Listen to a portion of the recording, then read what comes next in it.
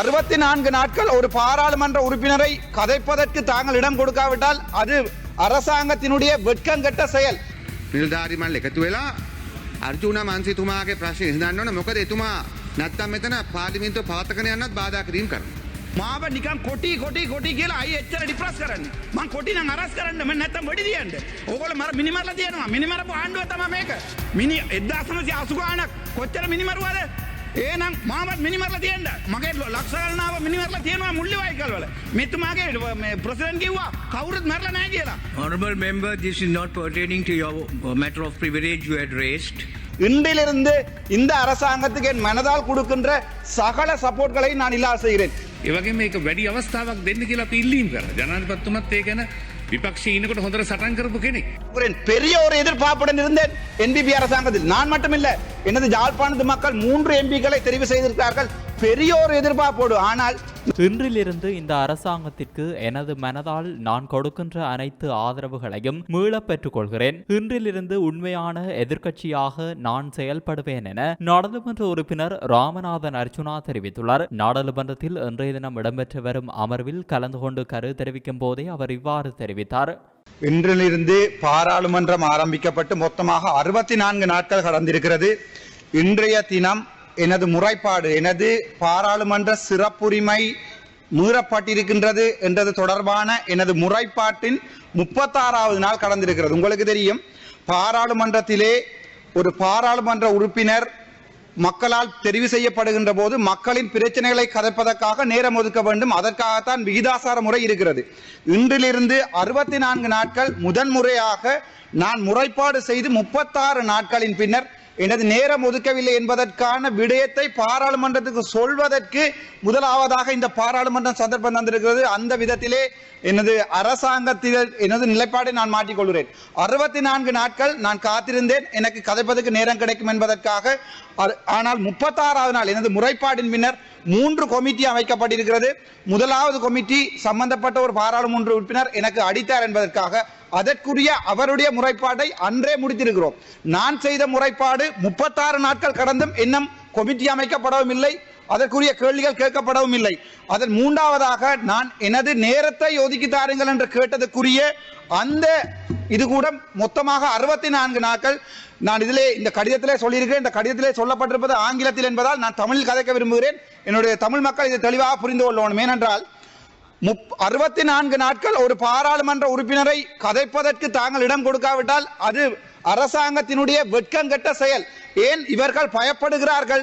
சாதாரணமான ஒரு பாராளுமன்ற சுயேட்சை பாராளுமன்ற உறுப்பினர்கள் கதைப்பதற்குரிய நேரத்தை அல்லது அந்த நேரம் ஏன் அவர்கள் ஒதுக்கவில்லை என்பதற்காக ஒரு கொமிட்டியை போன் பண்ணுவதற்காக 36 நாட்கள் நான் வெயிட் பண்ணி கொண்டிருக்கிறேன். இது எந்த வகையில் நியாயம்? 1974 இதில் உள்ள விஷயங்களை சொல்கிறேன். 1974ஆம் ஆண்டு தந்தை செல்வநாயகம் தெளிவாக சொல்லியிருக்கிறார். 2 சமூகங்களுக்கு இடையிலே ஒற்றுமை ஏற்பட வேண்டுமாக இருந்தால் ஒரு சமூகம் இன்னொரு சமூகத்தை மதிக்க வேண்டும். பாராளுமன்ற உறுப்பினராகிய எனக்கு 36 நாட்கள் கதைப்பதற்குரிய நேரம் ஒதுக்காமல் முதலாக கதைப்பதற்காக என்னுடைய சொந்த பிரச்சனையை கதைக்க வேண்டிய நிலைமையை இந்த அரசாங்கம் எனக்கு ஏற்படுத்தி இருக்கிறது. இன்றிலிருந்து இந்த அரசாங்கத்துக்கு என் மனதால் கொடுக்கின்ற சகல சப்போர்ட்களை நான் இல்லாத செய்கிறேன். இன்றிலிருந்து உண்மையான எதிர்க்கட்சியாக நான் இருப்பேன். ஆனால் நீங்கள் இன்றிலிருந்து ராமநாதன் அர்ச்சுனாவுடன் நீங்கள் கை நீட்டியதற்கான எனக்கு வழக்குகள் போடப்பட்ட 24 வழக்குகள், ஒரு தனிப்பட்ட வழக்கு கூட நான் வைத்தியராக இருந்தவரை இதுவரை போடப்பட்டதில்லை. 24 வழக்குகள் போடப்பட்டிருக்கிறது.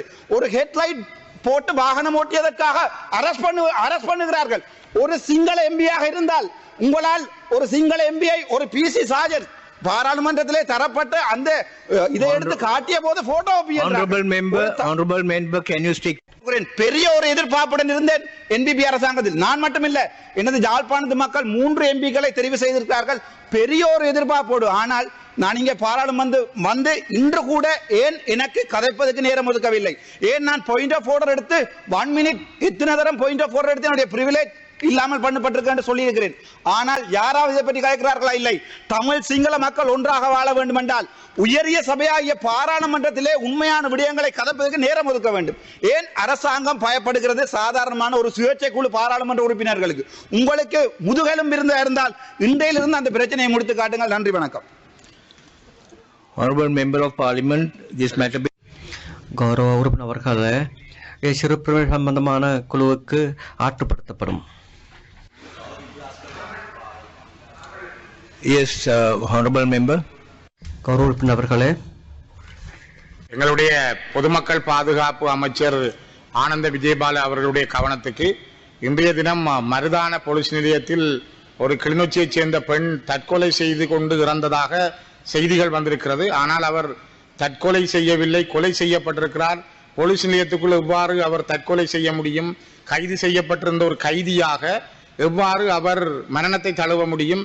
இது ஒரு பயங்கரமான, வெளியிலே பார்க்கிற பொழுது மிக மோசமான ஒரு செய்தி. தயவு செய்து கௌரவ அமைச்சர் அவர்களை இதுக்கு ஒரு சரியான நீதியை நீங்கள் உடனடியாக பெற்றுத்தர வேண்டும் என்பதை பதிவு செய்கின்றேன். Honorable Minister. ගරු කතානායකතුමා, கௌரவ சபாநாயகர் அவர்களே, கௌரவ ஸ்ரீதரன் அவர்கள் முன்வைத்த விடயம் தொடர்பாக நான் இன்று தேடி பார்த்து உங்களுக்கு இன்றைய நாளைக்குள்ளால் பதிலை வழங்குகின்றேன். கௌரவ பெரிய சபாநாயகர் அவர்களே, கௌரவ அர்ஜுனா அவர்கள் முன்வைத்த சிறப்புரிமை பிரச்சனை தொடர்பாக பாராளுமன்ற சபாநாயகர் உள்ளிட்ட பிரதிநிதி சபாநாயகர் உங்களுடைய கடமை. ஆனால் அவர் மிக தெளிவாக எதிர்க்கட்சி ஒரு உறுப்பினர் என்ற வகையில் சொல்லப்பட்ட குற்றச்சாட்டு தொடர்பாக நான் தெளிவுபடுத்த வேண்டும். அவர் மிக தெளிவாக சொன்னது ஆளும் கட்சி என்று சொல்லியிருந்தார். நாங்கள் மிக தெளிவாக கூற விரும்புகின்றோம், அவருக்கு பேசுவதற்கு இடம் நேரம் வழங்காமை இருப்பது ஜனநாயக எதிரான ஒரு விடயம். எதிர்கட்சி தலைவர், எதிர்கட்சியின் முதற்கோள் ஆசான் அவர்களுக்கு நேரம் வழங்கப்பட வேண்டும். அதனுடைய முழு பொறுப்பும் எதிர்கட்சி தலைவருக்கு இருக்கின்றது, அது எங்களுக்கு அல்ல இருக்கின்றது. நான் இந்த சபையிலும் கூறியிருக்கின்றேன், தனிப்பட்ட முறையிலும் கூறியிருக்கின்றேன். அவருக்கு நேரம் வழங்காமையுடைய பிரச்சனை அவர் எத்தனை தடவை எதிர்த்தாலும் எனக்கு பிரச்சனை அல்ல. கௌரவ சபாநாயகர் அவரிடம் சொல்லியிருந்தேன், தவறு செய்து அவருக்கு எதிர்கட்சியிலிருந்து ஒதுக்கப்படக்கூடிய நேரத்திலிருந்து அவருக்கான நேரத்தை வழங்குமாறு நான் கேட்டுக்கொண்டிருக்கின்றேன். அது பாராளுமன்றத்திற்கு ஒரு வெட்கமான விடயம்தான். ஆனால் அரசாங்கம் என்ற வகையில் நாங்கள் அவருடைய உரிமைக்காக நாங்கள் குரல் கொடுப்போம்.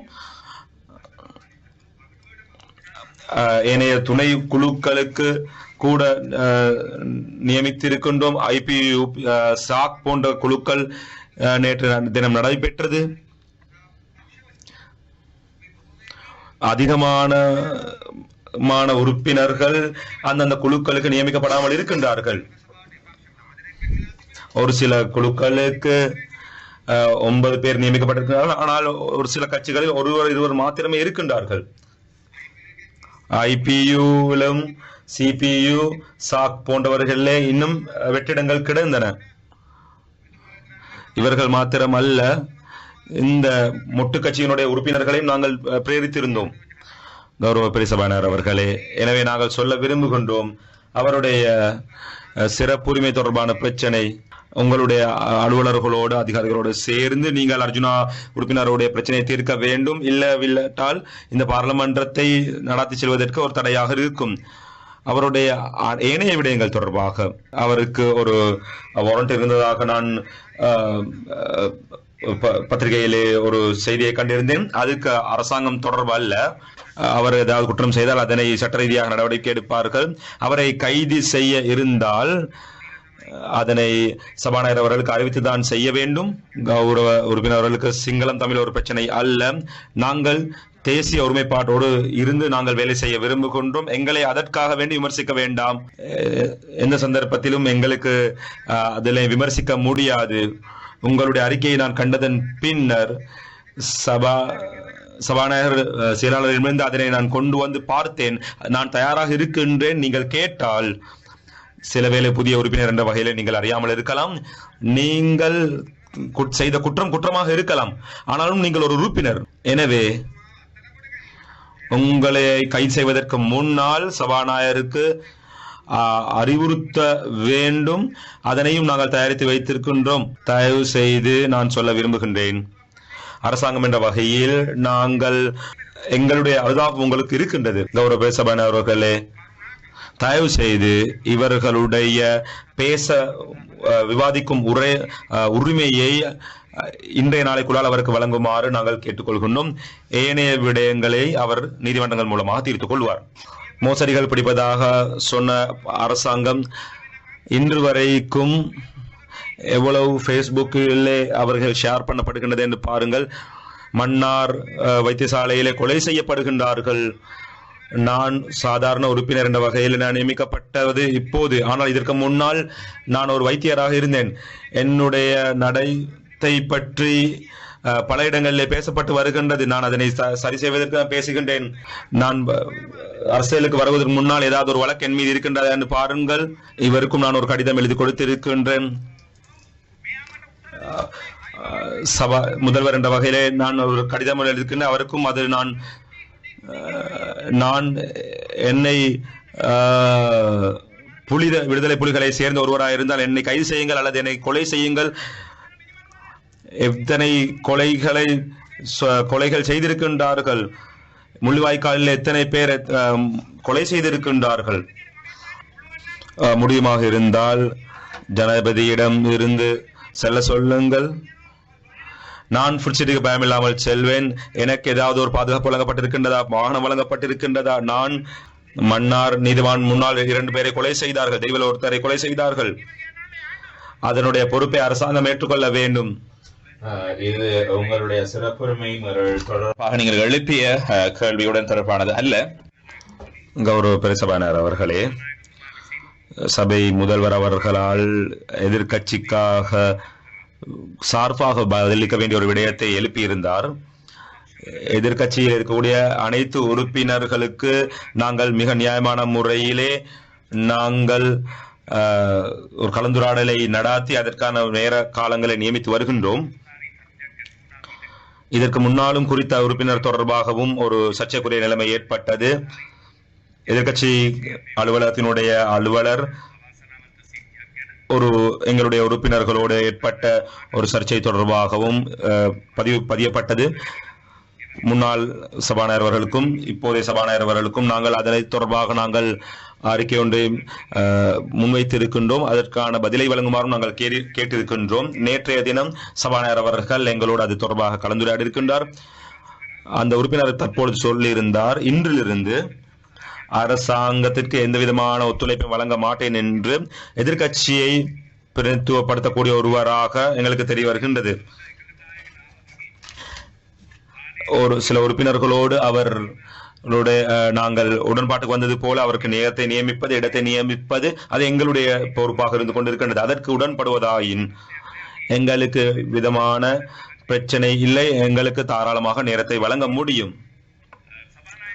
சபை முதல்வர் அவர்கள் குற்றச்சாட்டாக முன்வைத்திருந்தார், IPU சாக் போன்ற குழுக்களுக்கு ஏனைய கட்சிகளில் உறுப்பினர்கள் போடப்படவில்லை என்று வேண்டுகோள் விடுத்த அனைவருக்கும் அந்த சந்தர்ப்பம் வழங்கப்பட்டிருக்கின்றது. நேற்றைய தினம் 2 பெயர்கள் அனுப்பப்பட்டிருக்கின்றது. இன்னும் வேண்டுகோள் விடுப்பதாயும் நாங்கள் அதனையும் அனுப்ப தயாராக இருக்கின்றோம். அதே போல நாங்கள் சொல்ல விரும்புகின்றோம், நாங்கள் தொடர்ந்தேர்ச்சியாக பிசினஸ் கமிட்டியிலே சபாநாயகர்களுக்கு, கௌரவ ஜனாதிபதி அவர்களுக்கும், எதிர்கட்சி தலைவர், அனைத்து கட்சி தலைவர்கள் எல்லோரும் போய் நாங்கள் கலந்துரையாடல்கள் செய்திருக்கின்றோம். இந்த உள்ளடக்கத்தை சற்று அதிகப்படுத்தி தாருங்கள் என்று அவர்கள் மக்கள் பிரதிநிதிகள் அரசாங்க பக்கத்தில் இருக்கக்கூடிய உறுப்பினர்களுக்கும் அமைச்சர்களுக்கும் பல சோழிகள் இருக்கின்றன. ஆனால் எங்களுக்கான இது ஒரு ஜனநாயக உரிமை. அதிகமான ஒரு சந்தர்ப்பத்தை எங்களுக்கு வழங்குமாறு நாங்கள் கேட்டிருக்கின்றோம். ஜனாதிபதி அவர்கள் எதிர்கட்சியில் இருக்கும் போது இது தொடர்பாக அதிகமாக அவர் சண்டை பிடித்து இருக்கின்றார். எனவே இன்றாவது இந்த பிரச்சனையை தீர்க்க முடியும். இதனுடைய உள்ளடக்கத்தை அதிகப்படுத்தி தருமாறு கேட்டுக்கொள்கின்றோம். ஒரு தேநீர் கூட தேவையில்லை, ஒரு சதம் கூட தேவையில்லை. அந்த குழுவினுடைய உள்ளடக்கத்தை எங்களுக்கு அதிகப்படுத்தி தருமாறு நாங்கள் கேட்டுக்கொள்கின்றோம். சபை தலைவர்கள் பெயர் சொன்ன எல்லா சந்தர்ப்பத்திலும் எழுந்து நிற்க வேண்டிய அவசியம் இல்லை. அது நிலைக்கட்டளை தெளிவாக இருக்கின்றது. அதே போல கௌரவ பிரசபாநாயகர் அவர்களே, எதிர்கட்சி முதற்கோளாசான் சொன்ன விடயங்களுக்கு முதலாவது விடயம்தான் ஆளும் கட்சியிலே இருக்கின்றதா எதிர்கட்சியிலே இருப்பதா என்று தீர்மானிப்பது. எங்களுடைய தேர்தல் ஆணைக்குழு சொல்லக்கூடிய விடயம் அடிப்படையாக வைத்து 2015 2020 ஆண்டு காலப்பகுதிக்குள்ளால் இது மிகவுமே ஒரு குழப்பமாக மாறி இருக்கின்றது. நாங்கள் பார்த்தோம் அந்த காலகட்டத்திலே எவ்வாறு சபாநாயகர் அவர்களுடைய விடயத்தில் எவ்வாறு நீதிமன்றங்கள் நடந்து கொண்டிருக்கின்றது என்று உறுப்பினர்கள் எந்த கட்சி என்று தீர்மானிப்பது தேர்தல் ஆணைக்குழு, நாட்டில் இருக்கக்கூடிய சட்டம். இதே பக்கத்தில் இருக்கக்கூடிய ஆளுங்கட்சியினுடைய உறுப்பினர்கள் அந்த அனைவரும் தவிர இந்த முன்னாள் வரிசையில் இருக்கக்கூடியவர்கள் எதிர்கட்சியை சேர்ந்தவர்கள். இது நாட்டினுடைய சட்டம். மிக தெளிவான ஒரு விடயம். மோசடியாக விவரிக்கக்கூடிய இங்கே ஒரு நிலைமை காணப்படுகின்றது. கிளீன் ஸ்ரீலங்காவுக்கு ஒத்துழைப்பு வழங்குவதாக சொல்லியிருக்கின்றீர்கள். தொண்டைக்கு தெரியாமல் நீங்கள் மருந்தை குடிக்க வேண்டாம், நேர்மையாக பேசுங்கள். தேசிய மக்கள் சக்திக்கு எந்த விதமான ஒரு பாதிப்பும் இதிலே கிடையாது. வெளியே இருந்து உங்களுக்கு விருப்பமாக உங்களுக்கு உதவி செய்ய முடியும், நாங்கள் அதனை மதிக்கின்றோம். ஆனால் நீங்கள் செய்த விடயம்தான், நீங்கள் ஜனநாயகத்தை இங்கே பேசுகின்றீர்கள், சந்தர்ப்பத்தை வழங்காமையிட்டு. ஆனால் உங்களுடைய ஒரு எதிர்கட்சியை சேர்ந்த ஒருவருக்கு நீங்கள் அந்த உரிமையை வழங்காமல் இருக்கின்றீர்கள். அவர் சொன்ன ஒரு வார்த்தையை கூறி பிடித்துக்கொண்டு இன்றுதான் அவர் அரசாங்கத்தை எதிர்த்திருக்கின்றார், இதுவரை காலம் எதிர்க்கவில்லை என்று நீங்கள் சொல்லிக் கொண்டிருந்திருக்கின்றீர்கள். எனவே அது ஒன்று. இரண்டாவது விடயம், இந்த குழுக்களுடைய உள்ளடக்கம் தொடர்பாக அது மக்கள் ஆணைதான் தீர்மானிக்கின்றது. எனவே தயவு செய்து ஜனநாயகத்தை பேசுவதாயின் அதனை நீங்கள் நடைமுறைப்படுத்த வேண்டும். அர்ஜுனா அவர்களுக்கு யார் நேரத்தை வழங்கவில்லை, அதனை நேரத்தை வழங்காமல் இருந்தது நீங்கள் தான். அது உங்களோடு இருக்கக்கூடிய ஏதாவது ஒரு பிரச்சனையாக இருக்கலாம். நாங்கள் மிக தெளிவாக கூறிக்கொள்ள விரும்புகின்றோம், எங்களுக்கு செய்ய முடியுமான அனைத்து விடயங்களையும் நாங்கள் செய்திருக்கின்றோம். இதுபோன்ற செய்திகளை தெரிந்து கொள்ள சமூகம் நியூஸ் சேனலை சப்ஸ்கிரைப் செய்து அருகிலுள்ள பெல் பட்டனை கிளிக் செய்யுங்கள். மேலும் இதுபோன்ற செய்திகளை உடனுக்குடன் தெரிந்து கொள்ள சமூகம் மீடியா.com என்ற இணையதளத்தின் வாயிலாகவும் எங்களுடன் இணைந்திருங்கள்.